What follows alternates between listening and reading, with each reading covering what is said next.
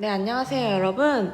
우리 다음 주에 등교하자마자 거의 바로 다 첫 교시에 윤리학사상 수행평가를 보게 되는데, 다들 마지막으로 한 번 더 안내를 하기 위해서 제가 이 영상을 찍고 있습니다.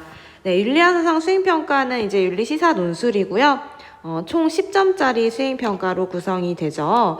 먼저 이제 A반 친구들은 5월 31일 월요일 다음 주 등교하자마자 1교시에 치게 될 거고, B반은 6월 1일 화요일 7교시, 그다음에 C반은 5월 31일 월요일 6교시 이렇게 진행된다는 거 꼭 알아두세요.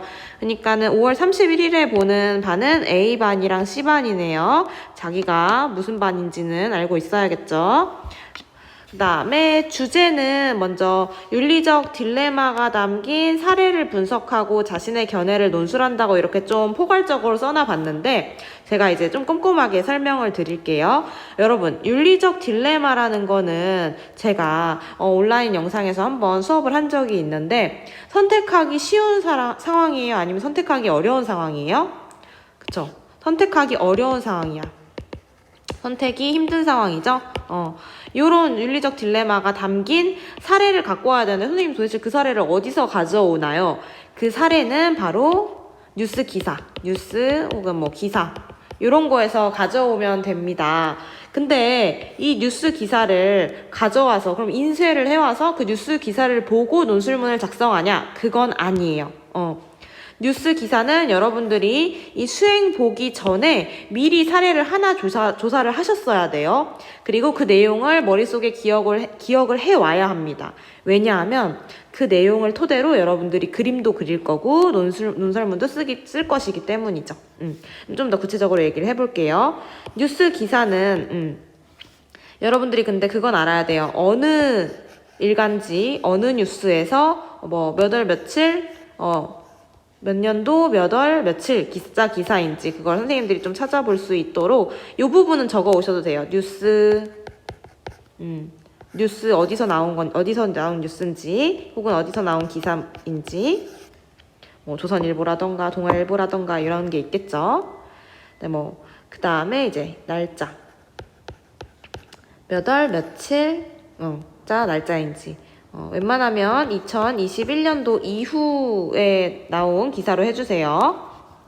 정 안 된다면 2020년 기사도 상관없습니다. 하지만 2019년 그자 기사는 안 돼요. 그 아래로는 다 안 돼요.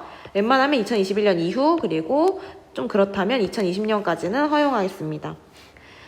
그러면 요 뉴스 어디서 나왔는지 날짜는 어디에 작성을 하냐면, 제가 수행평가지를 나눠주면 여기 이제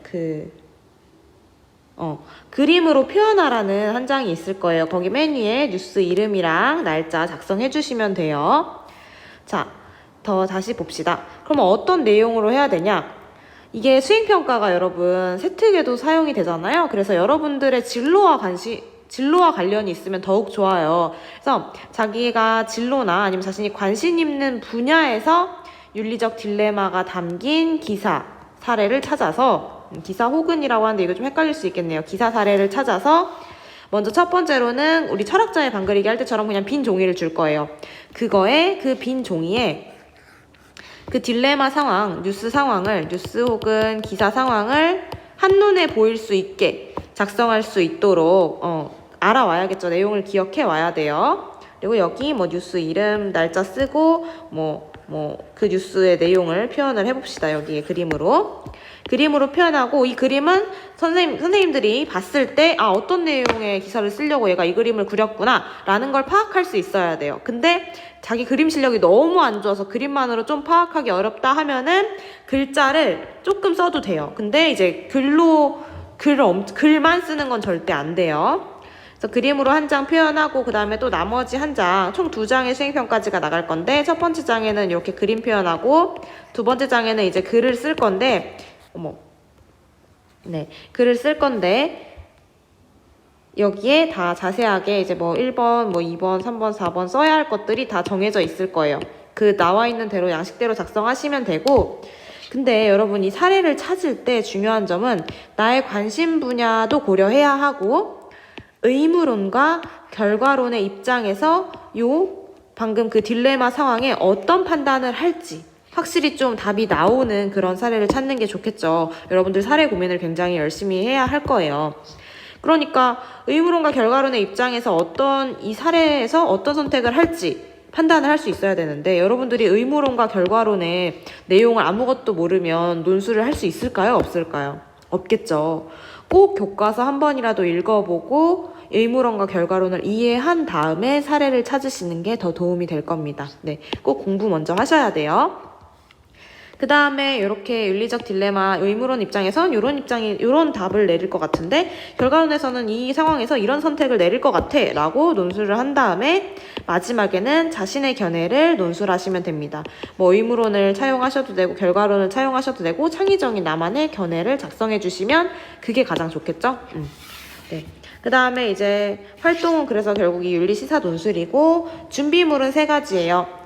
사진 및 그림 자료, 그 다음에 사인펜, 색연필 등 꾸미기용 필기구, 그냥 필기구인데, 요건 여러분들이 이해했을 거고, 사진 및 그림 자료는 뭐냐면, 아까 제가 기사 자체를 그냥 인쇄해 와서 그걸 보면서 따라 그리는 건 안 된다 그랬어요.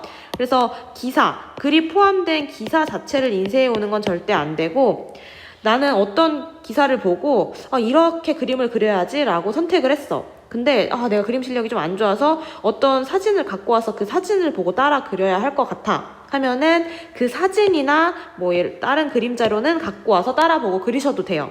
하지만 글이 포함되어 있으면 안 됩니다. 이거는 완전 유의 하시고요. 네, 평가 기준은 이렇게 윤리적 딜레마가 담긴 사례를 찾아서 그림으로 표현하는 거, 그 다음에 적절한지, 그 다음에 성실성은 정말 대충 그리는지 열심히 그리려고 노력을 했는지, 그림 실력이 아닙니다. 요 부분이고, 그 다음에 의무론과 결과론에 따라서 그 쟁점을 이제 이 딜레마를 분석을 했는지, 잘 이해했는지, 요 부분이 이제 3점이 되고요. 꼭 공부하세요. 그 다음에 3번째로는 이제 자신의 윤리적 견해를 잘 밝혔는지, 이런 것들을 체크할 예정입니다. 그다음에 이제 분량이나 형식, 오타 없는지, 오타 조심하세요, 여러분. 네. 그리고 앞에서는 A에 관한 얘기하다가 A로 끝나는 게 아니라 갑자기 전혀 반대되는 B 얘기를 한다던가 이러면 이제 논리적이지 않기 때문에 감점 요소가 됩니다. 네. 논술 활동지는 수업 시간에 배부할 예정이고요. 여러분들이 그냥 이렇게만 알게 돼요. 총 2장이 배부될 건데, 한 장은 그림 그리는 거, 한 장은 글 쓰는 거. 혹시 더 궁금한 사항이 있으면 선생님들께 물어보시면 될 겁니다. 네, 이렇게 윤리 시사 논술 안내를 종료하도록 하겠습니다.